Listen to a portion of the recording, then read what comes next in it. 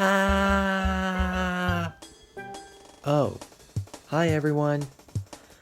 I'm just crying over the fact that Mario's dying today.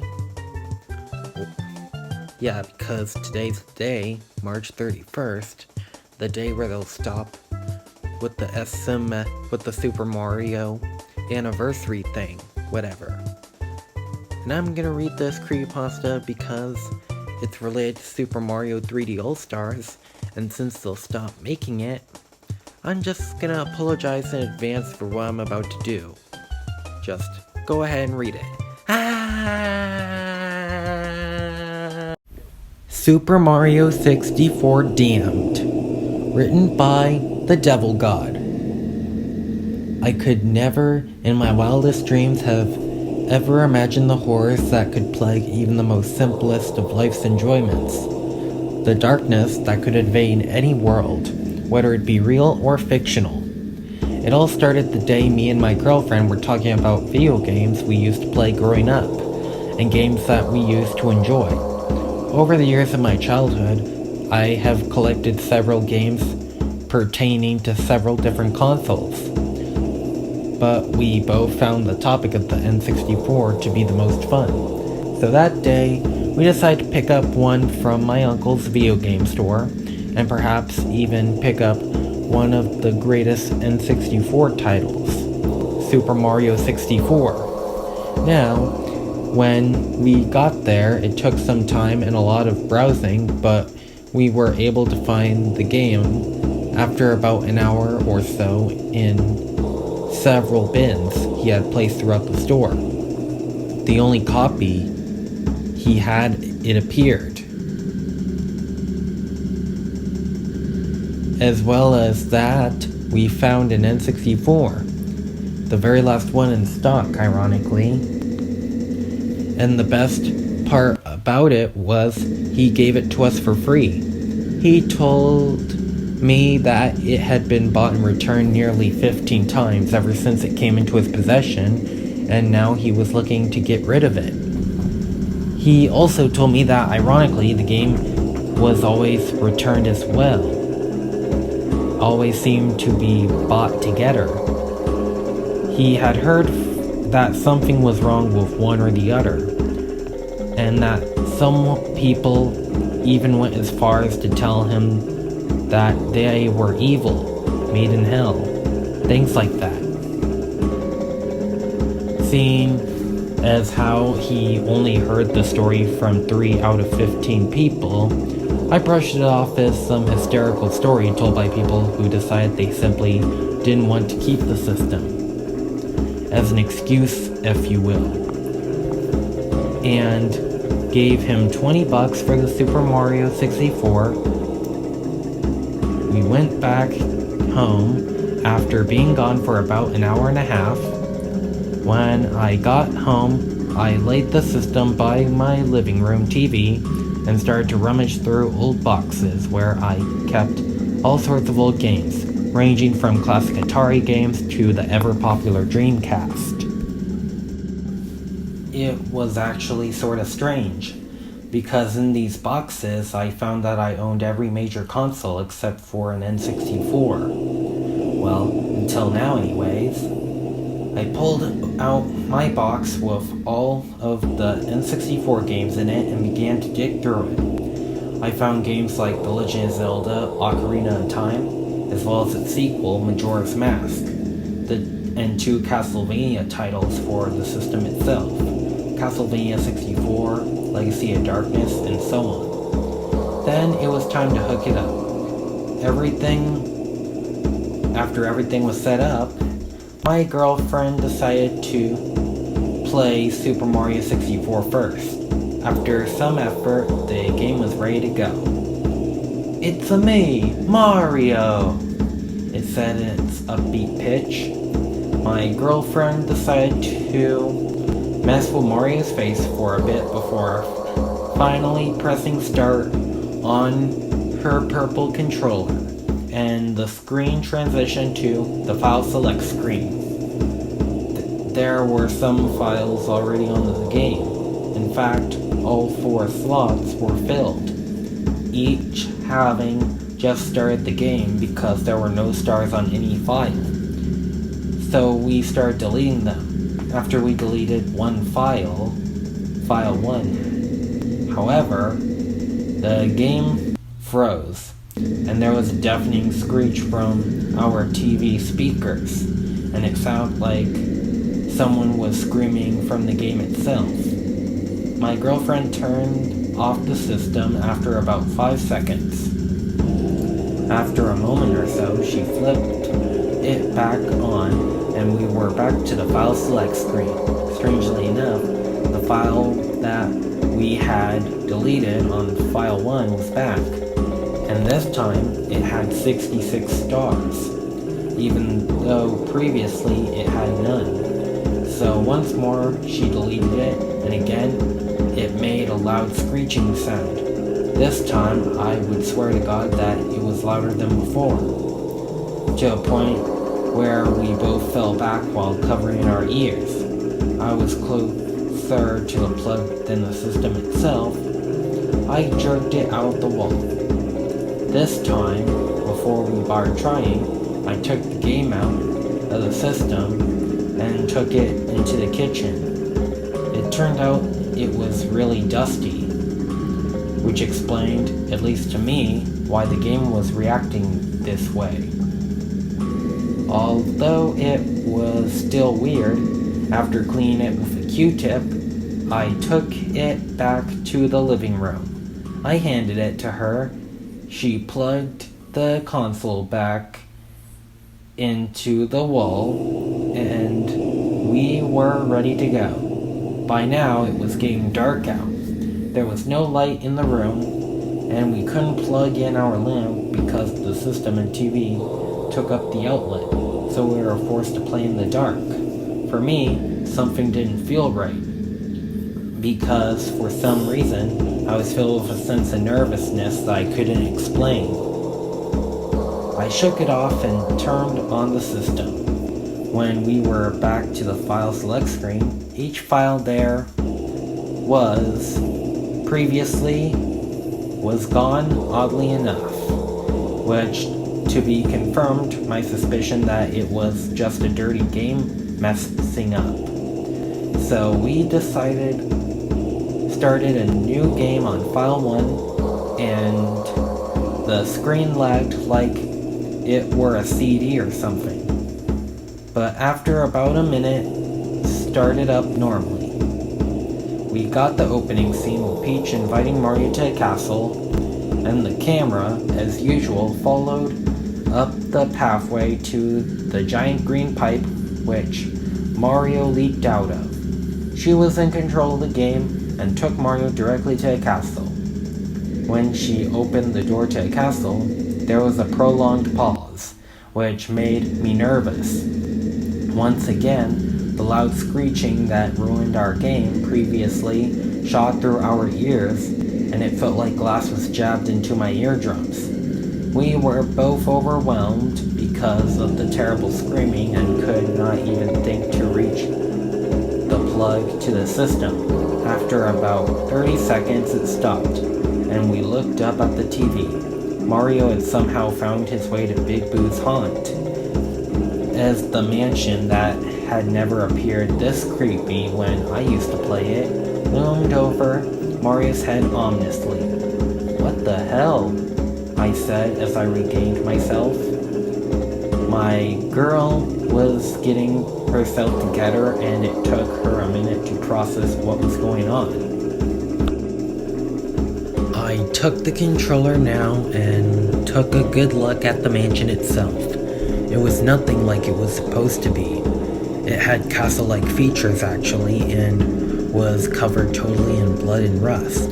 The sky had black and red colors about it, complemented by the black clouds that seemed to pass by in an instant. I noticed that a new tower was now coming out of the mansion, and upon getting a good look at it, I noticed several hanging figures from it. The whole screen faded to white, like it does in the entrance room when you look up at the skylight and go to a world that you obtain the wing cap in. When Mario reappeared, he had somehow made it to the top of the tower on a platform that went all the way around. The sky had a gloomy look to it as each cloud passed over the tower, as dark as the night sky, and lightning began to rule the sky and illuminate the clouds in its thunderous wake. I tried for the first time to move Mario forward, but a bolt of lightning stopped any movement I was willing to make at that moment. I dropped the controller. My heart began to race. I didn't know what to expect, and I could see by the look in my girlfriend's eyes that a strong sense of paranoia had overcome her. Because I constantly noticed her looking back behind us in the shadows that covered the room, with hesitation I took the controller in hand and moved Mario forward about a foot or so before something fell from the top of the screen and the camera zoomed in on it. It was a depiction of Mario with a noose around his neck. We both yelled out and I dropped the controller on the floor. I moved back as quickly as possible. Mario's clothes were ripped all over, exposing several parts of his body. Underneath the clothes, we could make out stab wounds from either a knife or a dagger. Some may more than likely cause the blood splatter all over his skin and remaining clothing. But the most grotesque part of the image were his eyes, lids, and mouth sewn shut, with blood trickling down his cheeks and chin. I was appalled at the gruesome sight. My heart was racing, and I would swear to this day that at the moment the dead Mario fell from the top of the screen that I heard something run into my bedroom. All the hung figures were of Mario, all the exact same, with eyelids and mouth sewn shut and stab wounds all over their bodies. I worked up all the courage I could muster. I again unplugged the N64, which turned off, but not at that instant. Before the TV screen went black, the hung Mario's face underneath his own lips was smirking at us. I didn't want to get up, not even to turn on the lights. I wanted to remain in that exact spot I was sitting down because at least there I felt somewhat safe. But for my girlfriend's sake, I plugged in the lamp and lit up the room. Everything was peaceful, perhaps a calm after the storm, and I took a deep breath and sat back down. I sat on the floor next to my girlfriend and hugged her, picked her up and took her to bed. Who in the hell would make a game like that? It had to be the game. It had to be hacked. It's the only thing that made sense to me. What I saw in that game, I would define as evil in its sickest form. Without a word between us, we laid in our bed for what felt like hours before one of us finally broke the silence. She told me that she wanted to get rid of that game as soon as possible. As it was already late, I decided that it would be best to wait until tomorrow, because I was sure that my uncle's store was closed and GameStop doesn't take games that old. So we stayed in bed and agreed that we would not play that game again. But I couldn't get it out of my head still. I wanted to know why, or how this was done. My curiosity got the better of me in the end, and after she had fallen asleep, I quietly got out of bed, went back into the living room, plugged in the N64, and didn't turn it on. Didn't have to. The game started itself. And not only that, it picked up exactly where it left off.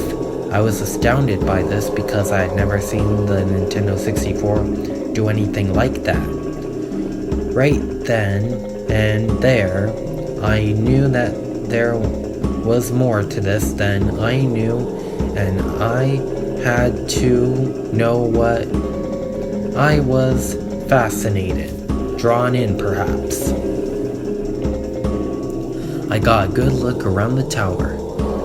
Despite being disgusted, I was morbidly fascinated by the entire scene. The paranoia it could convey was intriguing. After a few minutes of looking around, I pressed the pause button and again the screen faded. This time to black. It took me all the way back to the file select screen, and I found myself with more questions than answers.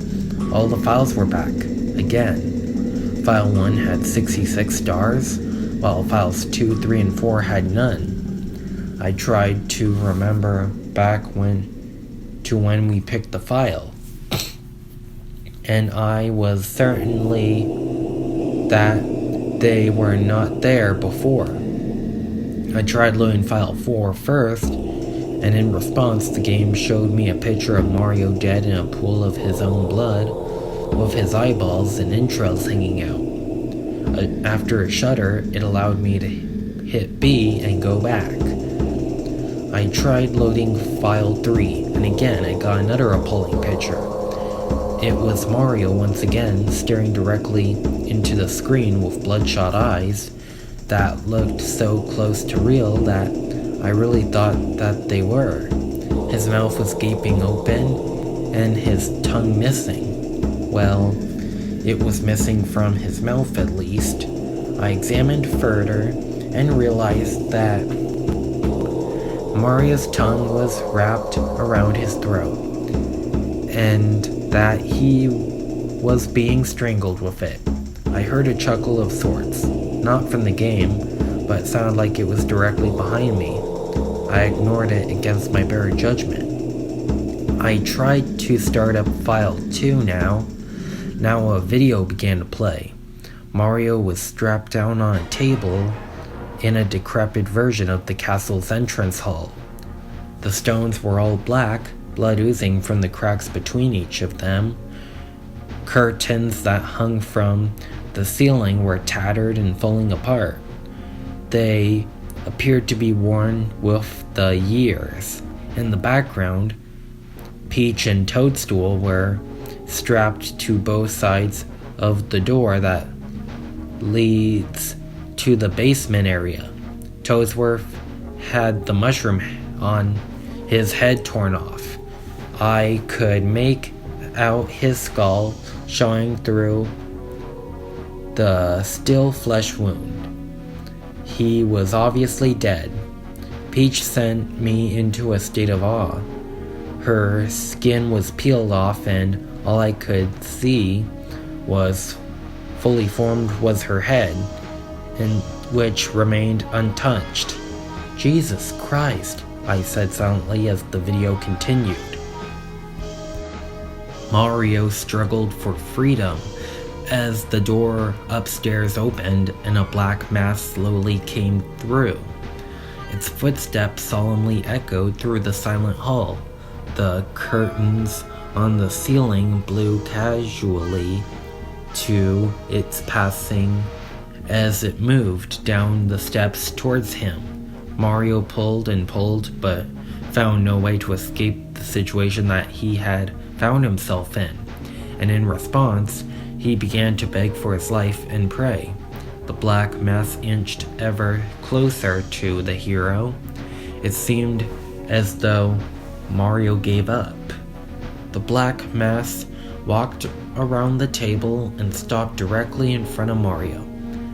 Again, the hero begged, pleaded for his life.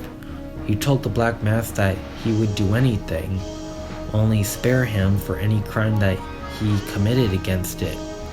I saw a tear roll down Mario's cheek, and he closed his eyes tightly. A rope tied around his neck, he gagged and took in only heavy breaths. I couldn't see a hand so much as touch the rope, or where it even came from. But it was indeed there, with just enough slack so that Mario couldn't breathe. Deep lacerations cut through Mario's clothes, and blood by the gallons covered him in a crimson pool. He screamed, begged, pleaded, asked for death, but it was not given to him. Not yet, anyway. The cuts continued until the floor was covered in the dark red liquid, exploding slowly onto the floor. Finally, the swipes and stabs ceased altogether. There was a deep, methodical silence that only Mario gasps of misery filled. Before I could so much as think on what I had just seen, his eyes and mouth were forced shut, and I could see for myself a black needle going through both of his eyelids and mouth simultaneously, effectively silencing him other than his muffled screams.